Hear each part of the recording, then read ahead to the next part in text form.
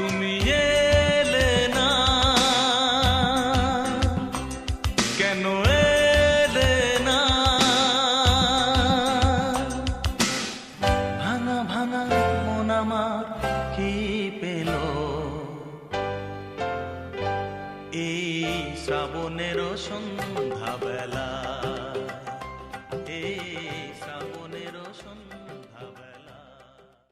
আবারও তোমাদের জন্য নিয়ে চলে এলাম একটা নতুন রান্নার ভিডিও। আজকে যেটা বানাবো সেটা হচ্ছে মাটন ডাক বাংলো। ঠিক আছে, এখানে প্রায় 700 মতন মাটন রয়েছে, রেয়াজি দেখে নাও। ঠিক আছে, এই যে পিসগুলো দেখতেই পাচ্ছ, ডিসেন্ট সাইজের। তোমরা চাইলে থেকে বড়ও করতে পারো, ছোটও করতে পারো, অসুবিধা নেই। আর এই মাটনটাকে আমি এখন ম্যারিনেট করব। ম্যারিনেট করার জন্য সবার প্রথমে এখানে প্রায় দেখো 5টা কাঁচা লঙ্কা রয়েছে। আমি মানে যে যা ঝাল অনুযায়ী দেবে, আমি 5টা দিয়েছি।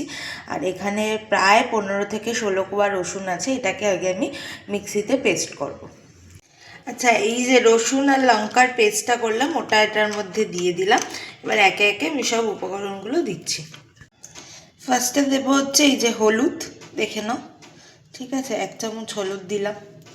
এবার দেবো হচ্ছে ঝাল লঙ্কার গুঁড়ো। ঠিক আছে, 1 চামচ। আচ্ছা, এটা হচ্ছে কাশ্মীরি লঙ্কার গুঁড়ো, এটা আমি 2 চামচ দেবো। ঠিক আছে, কারণ রঙটা আসবে যাতে, সেই জন্য 2 চামচ দিলাম। বেশিরভাগ নুনটাই আমি এখন দিয়ে দেব, আর পরে যদি লাগে তখন আবার পরে অ্যাড করা যাবে। ঠিক আছে। আচ্ছা, দইটা আমি 2 চামচ মতন দিলাম। আমার হাত কিন্তু পুরো পরিষ্কার। এবার আমি এটাকে হাত দিয়েই ম্যারিনেট করব।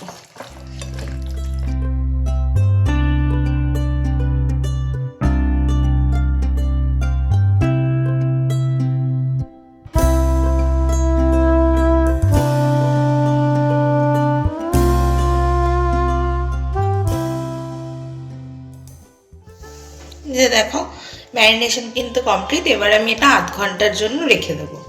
একটা মশলা বানিয়ে নেবো। এখানে গোটা ধনে, গোটা জিরে, 4টে এলাচ, লবঙ্গ আছে, গোটা গোলমরিচ আছে, দারচিনি, জয়িত্রী আর শুকনো লঙ্কা। এগুলো আমি এখন শুকনো খোলায় ভেজে নেব।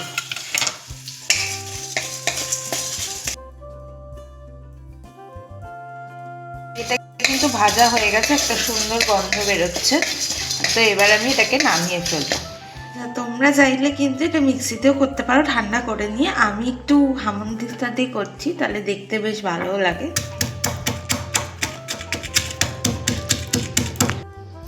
এবার আমি এখানে 6 থেকে 7 টেবিল চামচ আমি তেল দিয়ে দিলাম। এই তেলে কিন্তু রান্না হবে। আচ্ছা, এবার আমি আলুগুলো দিয়ে দেবো।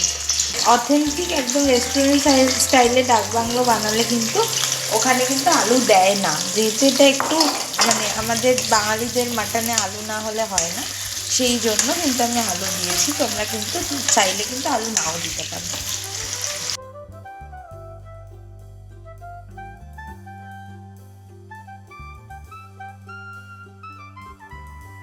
আচ্ছা, এবার আমি ফোড়নে দিয়ে দিচ্ছি তেজপাতা আর শুকনো লঙ্কা। ঠিক আছে,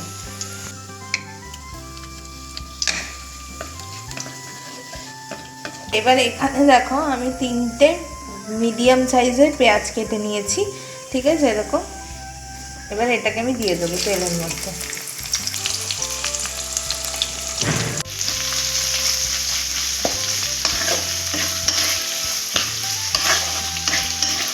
সব পেঁয়াজগুলো কিন্তু গোল্ডেন ব্রাউন হয়ে গেছে। এরপর আমি দেবো হচ্ছে ম্যারিনেট করা মাটনটা। ঠিক আছে, যে দেখো মাটনটা ম্যারিনেট করা ছিল। এবার এই মাটনটা দেবো।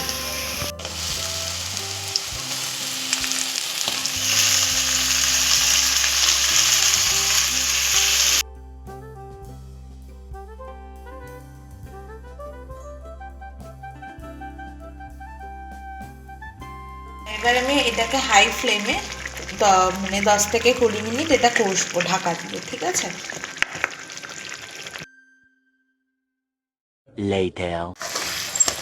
দেখো 10 মিনিট পরে মশলাটা কিন্তু কষে গেছে। ঠিক আছে, এরপর আমি দিয়ে দেবো আলুগুলো। ঠিক আছে,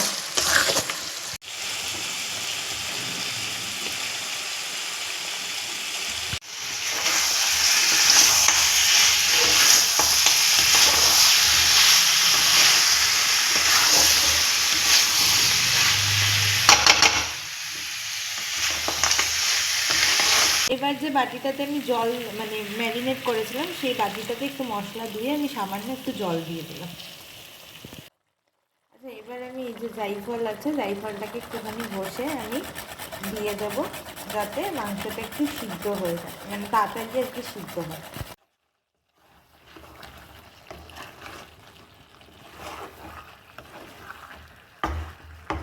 আচ্ছা, এই সেই মশলা যেটা আমি ড্রাই রোস্ট করে বেটে একটু দিচ্ছি, ঠিক আছে।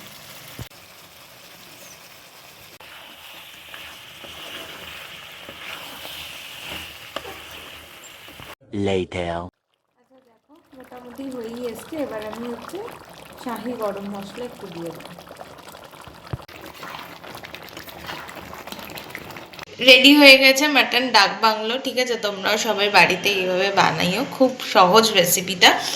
তো আর এই যে দেখো ডিমগুলো দিয়ে দিয়েছি তোমরা, আমি এতে সিদ্ধ ডিম কেটে দিয়েছি মশলার সাথে একটুখানি কষানোর সময় দিয়ে। তোমরা চাইলে কিন্তু ডিমটাকে ভেজেও নিতে পারো। তো এই ছিল হচ্ছে আজকের রেসিপি। ভিডিওটা ভালো লাগলে লাইক করো, কমেন্ট করো, সাবস্ক্রাইব করে বেল আইকনটা প্রেস করো যাতে পরের ভিডিও নোটিফিকেশন পাও। তো চলো, সবাই ভালো থেকো, সুস্থ থেকো।